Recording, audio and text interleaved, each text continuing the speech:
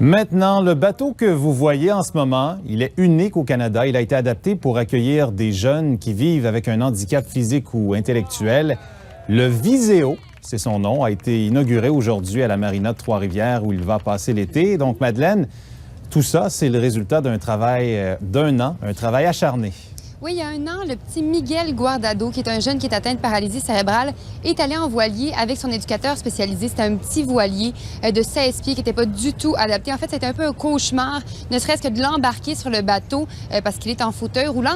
Un cauchemar, mais aussi le début d'un rêve pour ses parents et pour son éducateur spécialisé qui ont décidé qu'ils allaient mettre sur pied un voilier qui serait adapté et qui serait disponible pour tous les enfants du Québec qui vivent avec un handicap. Un an de travail, également beaucoup d'investissements. Ça coûtait environ 25 000 auxquels des commanditaires ont contribué aussi. Et aujourd'hui, le bateau était enfin inauguré à la marina de Trois-Rivières. Quand on est confiné à un fauteuil roulant comme les Miguel Guardado, difficile de s'imaginer qu'on pourra un jour voguer sur un voilier. Mais c'est maintenant possible grâce au bateau Viséo qui a été adapté pour pouvoir accueillir les gens présentant un handicap. Et voilà. La grande innovation, c'est que le lève patient est après le bateau. Donc, en cas d'urgence ou n'importe quoi, je peux tout le temps sortir un jeune, le mettre sur un radio de sauvetage, peu importe la situation, aller dans un autre quai, un autre marina.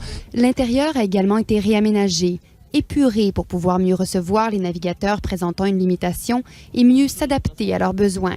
Le bateau, c'est un bateau qui a été accidenté, qu'on a rénové au complet. Tout a été refait, des coussins jusqu'à l'électricité, la finition, tout a été reverni. Il a été démonté et remonté au complet. Stéphane Bissonnette est l'éducateur spécialisé de Miguel. C'est lui qui a eu l'idée d'adapter un voilier et de le mettre à la disposition de tous les enfants du Québec ayant un handicap. La famille Guardado a embarqué dans l'aventure avec lui. Quand on a un enfant handicapé ou on est handicapé, on a les barrières qu'on se met.